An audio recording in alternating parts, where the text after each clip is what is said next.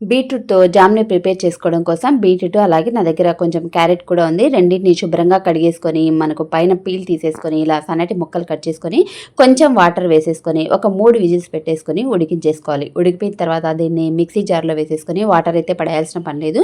వాటర్‌తో పాటే మిక్సీ జార్‌లో వేసేసుకొని మెత్తటి పేస్ట్‌లా అయితే చేసేసుకోవాలి. ఇప్పుడు ప్యాన్‌లో ఇందాక మనం చేసి పెట్టుకున్న బీట్రూట్ ప్యూరీతో పాటు మన టేస్ట్‌కి తగ్గట్టుగా మనకు ఈక్వల్‌గా కావాలనుకుంటే ఈక్వల్ కప్పు, లేదు అనంటే కాస్త తగ్గించుకోగలిగితే మీ టేస్ట్ తగ్గట్టుగా స్వీట్‌ని అయితే ఇక్కడ యాడ్ చేసేసుకోవాలి. ఇక్కడ షుగర్ ప్లేస్‌లో బెల్లంని కానీ, నాటు చక్కెరని కానీ ఏదైనా సరే మీరు యూజ్ చేయొచ్చు. వేసేసుకొని మొత్తం అంతా కూడా ఇలా బాగా కరిగించేసుకోవాలి. ఇది కాస్త కరిగిపోయిన తర్వాత నిమ్మరసం, కొంచెం ఇలాచీ పౌడర్‌ని కూడా వేస్తున్నాను. బీట్రూట్ కొంచెం వాసన అయితే ఉంటుంది కదా, అది తెలియకుండా ఉండడం కోసం అంతా వేసి ఇలా జామ్ కన్సిస్టెన్సీ వచ్చిన తర్వాత స్టవ్ కట్టేసుకొని ఒక గ్లాస్ జార్‌లో వేసేసుకొని స్టోర్ చేసి పెట్టేసుకుంటే మనకు ఒక 2 నెలల పాటు అస్సలు పాడవకుండా ఉంటుంది. తప్పకుండా లైక్, షేర్, సబ్స్క్రైబ్ చేయడం అస్సలు మర్చిపోవద్దు.